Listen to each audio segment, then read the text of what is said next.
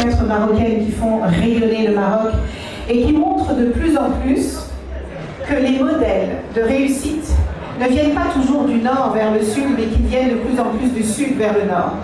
Et moi, je dois vous avouer que quand j'étais ministre dans le gouvernement de Jean Castex, je regardais de très près ce que faisait le Maroc, parce que là où la France peine encore à avoir 30% de femmes ingénieurs, vous avez explosé les plafonds et vous avez montré que c'est possible. Et quand je vois mon ami Lamia qui dirige Technopark, vous savez, je vais vous dire une anecdote. Quand j'ai eu la chance de vivre dans votre beau pays pendant 2 ans, quand je suis venue installer les grands comptes stratégiques pour l'entreprise pour laquelle je travaillais à l'époque, Dell. Et je regardais Technopark et il n'y avait eu que des hommes à la tête de Technopark, que des hommes. Et remplacement après remplacement, il n'y avait que des hommes.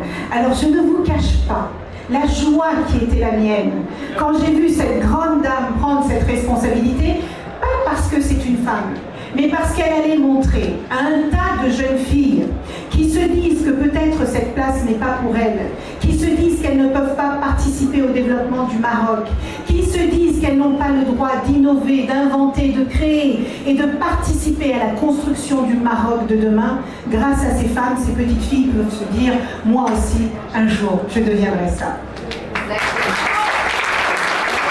Le premier message que je veux vous passer, c'est de vous dire l'admiration que j'ai pour les femmes qui ont réussi à exploser leur plafond de verre, non seulement celles que la société leur met sur la tête, mais aussi celles que nos familles parfois nous mettent dans le cœur, et celles que nous-mêmes parfois nous mettons dans le cerveau et qui nous empêchent de nous accomplir et de nous réaliser pleinement.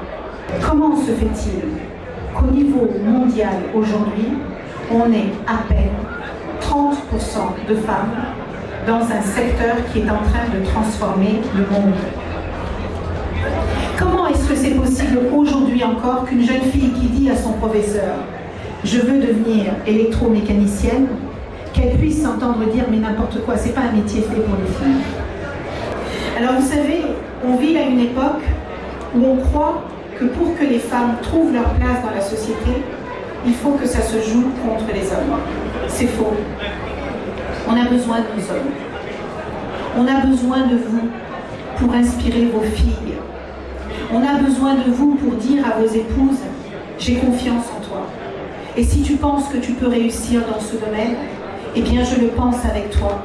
Et je ferai tout ce que je peux pour que tu réussisses, parce que si tu réussis, je réussis aussi et nos enfants réussiront. » Mais il y a aussi des hommes qui ont compris qu'ils peuvent continuer d'avoir toute leur place dans la société sans empêcher les femmes de prendre la leur.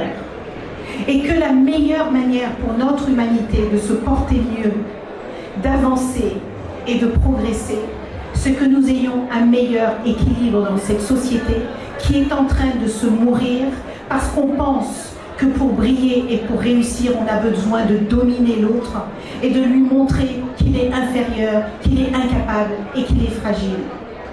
Mais laissez-moi vous dire quelque chose, mesdames, que vous savez déjà.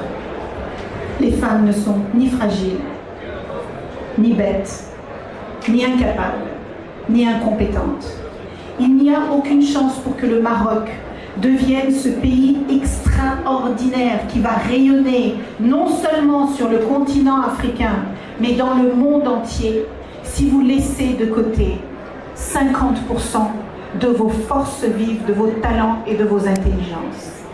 Alors je vais conclure en vous disant quelque chose de très personnel. Moi je suis née dans un petit archipel qui est un grand ami du Maroc. Je suis née aux îles du Cap-Vert. C'est un petit archipel, mais c'est un petit archipel qui est pauvre. Et c'est un petit archipel qui, parce qu'il est pauvre économiquement, pas humainement, mais parce que son PIB est moins important que la moyenne, on ne nous a jamais considérés, on ne nous a jamais respectés. Ma mère m'a élevée pour que je devienne une parfaite épouse et une parfaite mère de famille.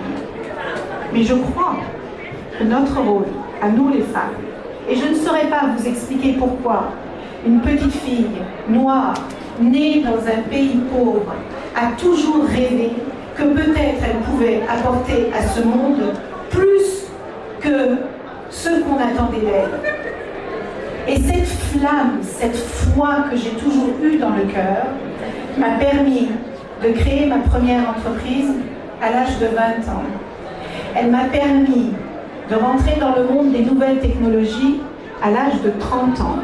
Elle m'a permis de devenir PDG de l'un des plus grands groupes technologiques au monde pour son 5e plus grand pays à l'âge de 35 ans. Elle m'a permis de devenir présidente du plus grand groupe technologique au monde, Hewlett-Packard, pour 54 pays. Et elle m'a permis un jour de devenir ministre. Alors, mesdames et messieurs, je voudrais que vous disiez à vos filles, lorsque vous rentrerez ce soir, qu'elles seules peuvent savoir quel impact elles peuvent avoir sur le monde.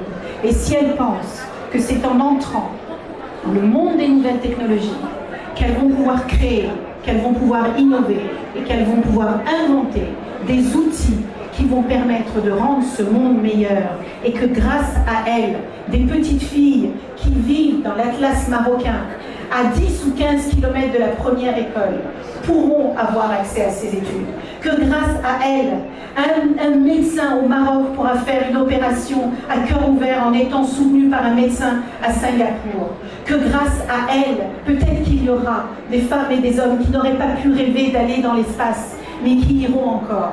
Et qu'est-ce que c'est que notre humanité si ça n'est pas aider les autres humains à devenir meilleurs? Je vous remercie.